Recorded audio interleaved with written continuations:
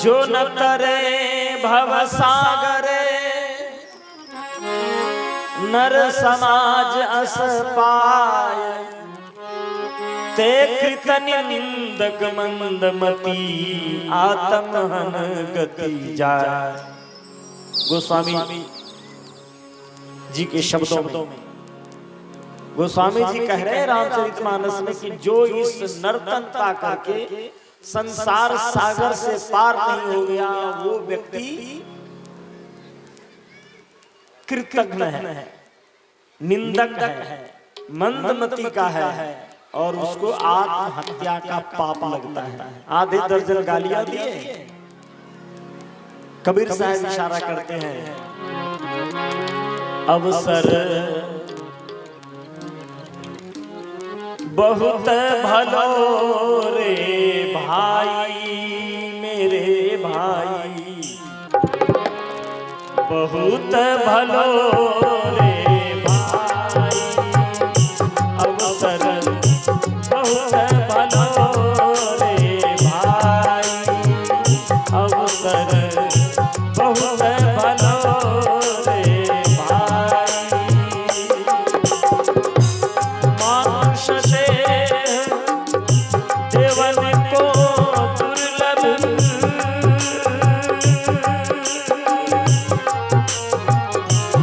मानुष से देवन को दुर्लभ, सोई पे तूने पाई बहुत भलो रे भाई,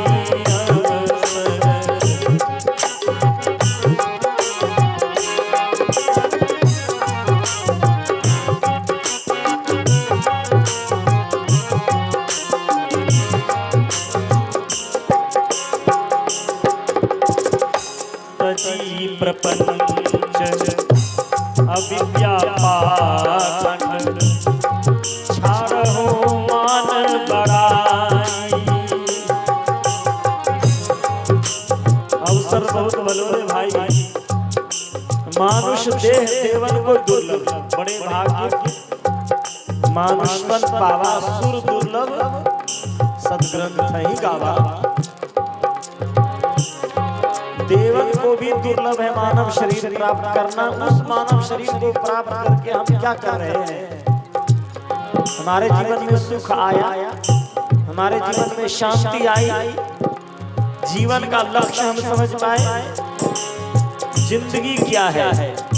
कभी कहता है जिंदगी में जिंदगी का राज पाना चाहिए, मन और इंद्रियों को स्वस्थ रखना चाहिए, असत्य और आसक्ति का त्याग करना चाहिए, अपने को जानकर मस्त रहना चाहिए। क्या हम अपने को जान पाए?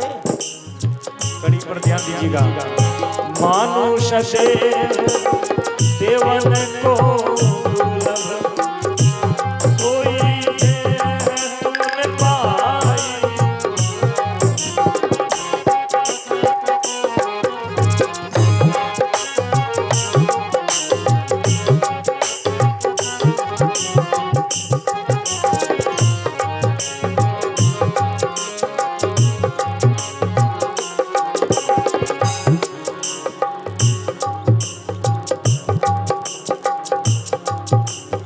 किसी व्यक्ति ने कहा ये भजन भक्ति करने की उम्र भी होती है। हाँ, उसकी भी उम्र होती है। जब लो जरा रोग नहीं तन में, ले गुरु ज्ञान भलाई मेरे भाई। जब लो जरा, जरा कहते हैं वृद्धता को, वृद्धावस्था को। और रोग जब तक शरीर में नहीं आया है, मतलब जब तक शरीर स्वस्थ है। जब लो जरा रोग नहीं तन में, ले गुरु ज्ञान भलाई। मातु पिता स्वार्थ के लोभी, मातु पिता स्वार्थ के लोभी, माया जाल फसाई अवसर बहुत भलो रे।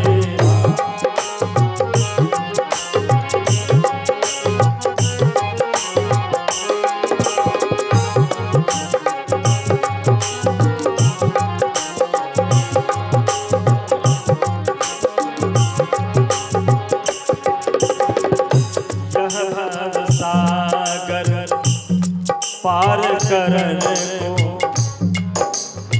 एक व्यक्ति खड़ा हो जाता है। कबीर साहब से पूछा कि गुरुदेव, आप लोग ही कहते हैं कि जीवन में, मनुष्य के जीवन में सबसे पहला गुरु माता है, दूसरा गुरु पिता है, तीसरे गुरु देवता है। गुरुदेव मातृदेवो भव, पितृदेवो भव, आचार्य देवो भव। एक तरफ आप देवता कहते हैं, दूसरे तरफ कहते हैं माता पिता स्वार्थ के लोभी। ये दो मुही बात कैसे हो गई? एक तरफ माता पिता स्वार्थ के लोभी आप कह रहे हैं, एक तरफ बता रहे हैं कि मातृदेवो भव, सर्वदेवमयी होती है माँ, सर्वदेवमय होते हैं पिता, गुरुजन का स्थान तीसरे नंबर में है, फिर स्वार्थ का लोभी कैसे हो गया? कबीर साहब कहते हैं धरती तल पर केवल जन्म देकर के हम कुशल माता पिता नहीं हो पाते हैं। माता पिता का कर्तव्य होता है कि जन्म के साथ साथ अपने बच्चों को शुभ संस्कार भी दे देना। शुभ संस्कार आप यदि बच्चे को नहीं दे पाए तो जन्म तो आपने दे दिया, शिक्षा भी आप दे दिए, शिक्षा को प्राप्त करके व्यक्ति doctor, engineer, collector, professor, master बन जाता है, लेकिन संस्कार के अभाव में जो माता पिता कठिन परिश्रम करके बच्चों को पढ़ा लिखा कर विद्वान बना देता है, वो बच्चे जब एक दिन ऊंचे पद पर चला जाता है तो माता पिता दवा हवा के लिए तरसते रहते हैं। माता पिता दवा हवा के लिए तरसते रहते हैं और अपने दोनों मियां बीवी एक तरफ मौज उड़ाते रहते हैं। या तो अपने ऊंचे पद पर चले जाते हैं, माता पिता को वृद्धाश्रम में छोड़ देते हैं। कबीर साहब कहते हैं ऐसे बच्चे को जन्म दे करके आपने शिक्षा तो दिया, संस्कार नहीं दिया, तो आप कुशल माता पिता नहीं हो पाए। जन्म के साथ साथ बच्चे को शुभ संस्कार भी देना चाहिए, ये इशारा है कबीर साहब का। माता पिता स्वार्थ के लोभी,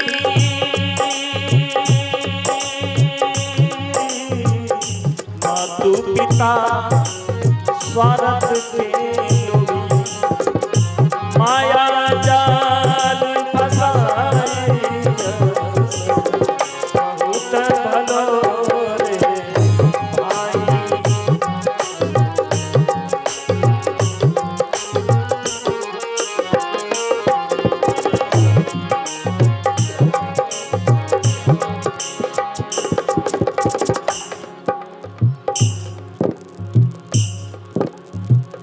यह भव सागर पार करने को नाम की नाव बनाई मेरे भाई। यह भव सागर पार करने को गोस्वामी जी का सहयोग लेते हुए कलयुग केवल नाम आधारा, सुमरी सुमरी भगवत रहु पारा। नाम की इतनी बड़ी महिमा कबीर साहब ने सुनी, बात तो सच्ची है। कलयुग में केवल नाम का आधार लेकर व्यक्ति भवसागर से पार हो सकता है, हाँ, लेकिन नाम रूपी नाव पर चढ़ेगा कौन? नाम रूपी नाव पर कौन चढ़ पाएगा? अगली कड़ी ध्यान दीजिए। यह भव सागर पार करने को नाम की नाव बनाई। उस नाव पर कौन सवार होगा, हल्के हल्के पार उतर गए, हल्के हल्के पार उतर गए। एक व्यक्ति ने कहा कितना हल्का, हम लोगों का वजन तो कम से कम होगा ही, नाम रूपी नाव पर हम लोग चढ़ पाएंगे कि नहीं? आपके हल्का और भारी का मापदंड क्या है? कबीर साहब का मापदंड है हल्का वही व्यक्ति है जिस व्यक्ति के जीवन में अहंकार नहीं है, हल्का वही व्यक्ति है जिसके जीवन में मान बड़ाई नहीं है। कबीर साहब का इशारा है कि हल्के हल्के पार उतर गए, बूढ़े मान बड़ाई बहुत भलो रे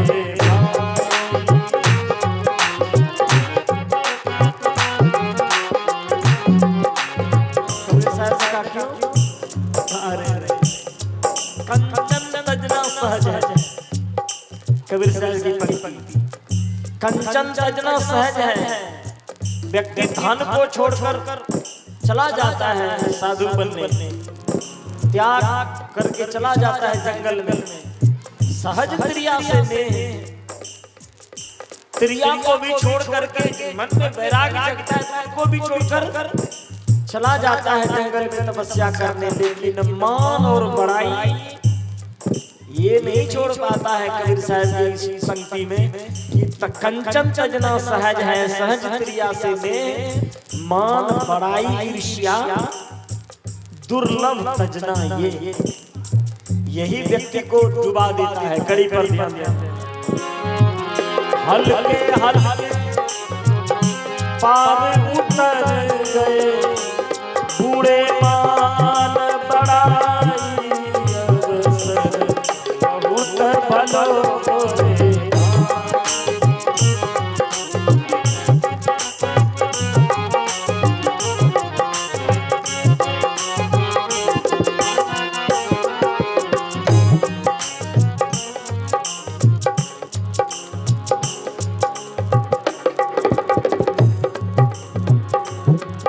अंतिम कड़ी अजहू चेत समझ नर अंधा। फिर एक बार शब्द की कठोरता, भाव की गहराई को मापिए। अबहु चेत समझ नर अंधा। यहाँ तो जिनके पास आंख नहीं है, मतलब ये बाहर की आंख, वो उनको हम क्या कहते हैं? सूरदास है। अभी की सरकार ने शब्द को बदल दिया है, उसको आप सूरदास नहीं कह सकते, उसको आप दिव्यांग कह सकते हैं।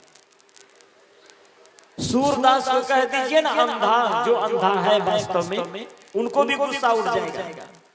यहाँ तो हजारों लोग बैठे हैं, कबीर साहब स्पष्ट कह देते का बहु चेत समझ नर अंधा।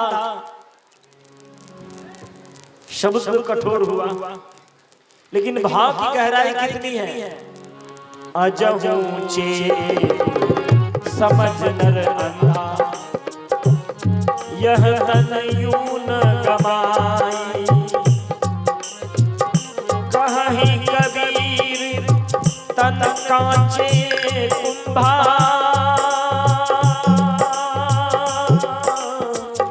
कहीं कबीर तन कांचे कुंभा। विनशत बार लाई अवसर बहुत भलो रे